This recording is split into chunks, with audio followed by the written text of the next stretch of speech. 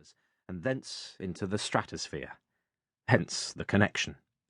For Livarot, a small-town club from deepest rural France, fielding two riders in the same tour was an unlikely feat, at least since the days of regional teams came to an end in the 1950s.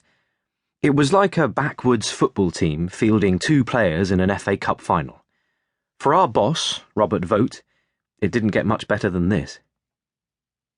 The point of the post-tour criterium was, that you see your heroes in the flesh. It adds an extra personal dimension to the photographs and the stories. Hinault had been a key part of my cycling life since it had begun in 1978, and now here he was. Stuck in a car, emerging to be lost in a sea of bodies, then whizzing past in the high-speed string, backlit by the setting sun. It was Hinault's curly hair, hedge-thick eyebrows and bared teeth that had filled the covers of the copies of Miroir du Cyclisme that I had devoured as a teenager. I would lose myself in his world, to the point that in physics lessons the teacher would return me abruptly to a land of equations and Bunsen burners with a coolly targeted lump of chalk. Hinault's tours and classics were the ones my late father and I listened to on long-wave French radio stations, brought to us by Jean-René Godard and Jean-Paul Brouchon. I had no particular passion for Hinault, in spite of his obvious status as the top dog in the sport. What appealed was the fantastically clandestine nature of cycling, the process of discovering a culture few knew about or had an interest in, a journey guided by a language few people spoke, and media that weren't readily available. The magazines had to be bought in a shop in Soho, the radio had to be tuned to the right station at the right time, but Hinault always cropped up at the memorable moments, and their scarcity made them all the more notable. On school exchange in Brittany in the 1979 Easter holidays, I pestered my hosts to let me watch Paris-Roubaix and Liège-Bastogne-Liège, where Hinault was among the impotent chasers behind dominant Didi Toureau.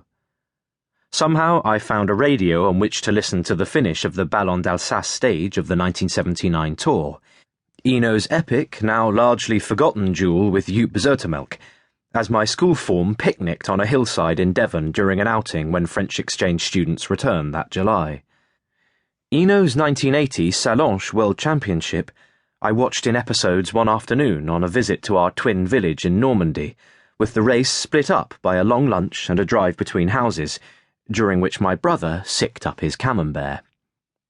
Inspired by the knowledge that Hinault had broken away early at Sallanches in the rain to avoid confusion in the bunch, I tried something similar a year later at the Devon and Cornwall Junior Divisional Championships, only to realise that it might have worked for him, but wouldn't for me. By 1982, I was wearing the John McEnroe-style sweatband in Renault Elf's yellow and black, popularised by Hinault and Laurent Fignon. If the Badger and the Professor were happily flying in the face of practicality and good taste, I had no qualms about doing the same. The 1984 Tour, Hinault against Fignon, was the first I lived in full in France. I didn't appreciate it at the time. This would come to be the way that I experienced most tours from 1990 onwards as a journalist, through French television and the newspaper L'Équipe. Every afternoon in that baking hot July, racing and training permitting, I trekked religiously up the hill in Livarot to Monsieur and Madame Vogt's house, where the curtains would be drawn against the sun so that we could watch Hinault's drawn-out defeat and Fignon's utter triumph. We couldn't avoid feeling smug, given that we knew that the following season our Thierry would be riding with Fignon and Guimard at the all-conquering Renault Elf team. With hindsight, it's amusing to recall the schadenfreude we felt in the knowledge that Hinault had quit Guimard the previous autumn. Now he was getting a kicking, and our boy was going to be among those putting the boot into the Badger in 1985. That July, no one expected Hinault to bite back.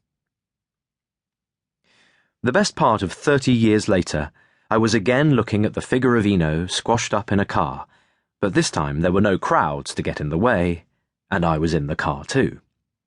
It was one of the red Skoda Superb saloons, emblazoned with logos and festooned with radio aerials, that are driven by the Tour de France's top brass, and we were sitting on the top of Holm Moss.